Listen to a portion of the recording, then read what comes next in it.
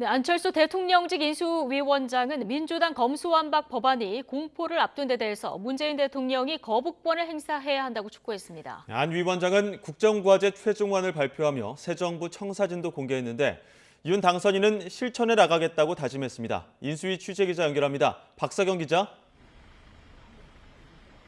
네, 서울 삼청동 인수위원회입니다. 네, 이 검수완박 법안 처리 강행에 대해서 윤 당선인은 그동안 직접적인 발언을 삼갔고요. 참모들이 입장을 대변해 왔는데, 자, 오늘은 어떤 메시지들이 있었습니까?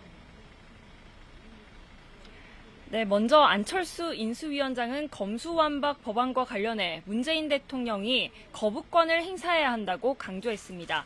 검찰개혁은 필요하지만 이번 법안만큼은 제대로 바로잡아야 한다는 건데요. 들어보겠습니다. 문재인 대통령께서 거부권을 행사하시기를 바랍니다. 그리고 만약에 또 그렇지가 않다고 한다면 반드시 이것은 제대로 바로잡아야 됩니다. 그런데 지금 형태는 경찰의 모든 권한이 또 집중되는 형태가 되어 있습니다. 그럼 또 경찰 개혁은 또 어떻게 할 겁니까? 예, 질문 받겠습니다. 권한이 한 곳에 집중되면 문제가 생기는데 지금은 경찰의 권한이 집중되는 형태라며 검경이 서로 상호 견제하도록 밑바닥부터 제대로 정리해야 한다고 말했습니다. 그러면서 지금의 형태는 국제사회에서도 비판하는 잘못된 방식이라고 덧붙였습니다. 윤 당선인 측 관계자도 오늘 아침 기자들과 만나 차기 정부가 있는데도 이러는 이유는 수사를 안 받겠다는 정치적 의도로 보인다고 지적했습니다.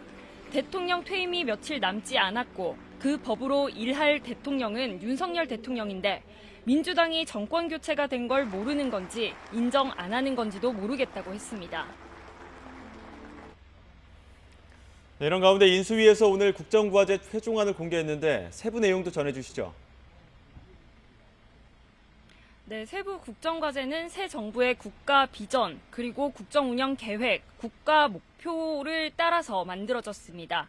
국가 비전은 다시 도약하는 대한민국, 함께 잘 사는 국민의 나라고 국정 운영 원칙은 국익과 실용, 공정과 상식 등 4가지입니다. 6대 국정 목표는 상식이 회복된 반듯한 나라, 민간이 끌고 정부가 미는 역동적 경제 등입니다. 이 아래로 110개의 세부 국정과제가 만들어진 건데요. 코로나19 피해 치유와 부동산 시장 정상화, 자유로운 시장을 만들기 위한 전면적인 규제 개혁 추진, 주식 양도소득세 단계적 폐지, 탈원전 정책 폐기 등이 포함됐습니다. 국정과제 이행을 위해 필요한 예산은 209조 원이고 재정지출 재구조화와 경제성장에 따른 세수 증가로 마련하겠다는 게 인수위의 입장입니다.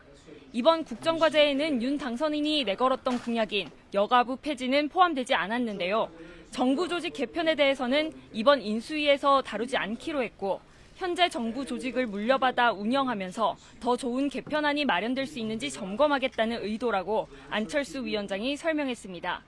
이러한 국정과제를 전달받은 윤 당선인은 과제 선정만큼이나 실천하는 것도 중요하다고 강조했는데요. 들어보겠습니다. 국정과제를 선정하는 것도 중요하지만 얼마나 실천할 수 있느냐가 더 중요합니다. 최선의 노력을 다해서 다시 도약하는 대한민국, 함께 잘 사는 국민의 나라를 만들 것입니다.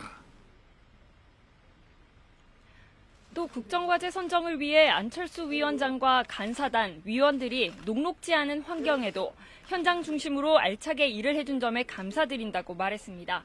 지금까지 서울 삼청동 인수위원회에서 YTN 박서경입니다.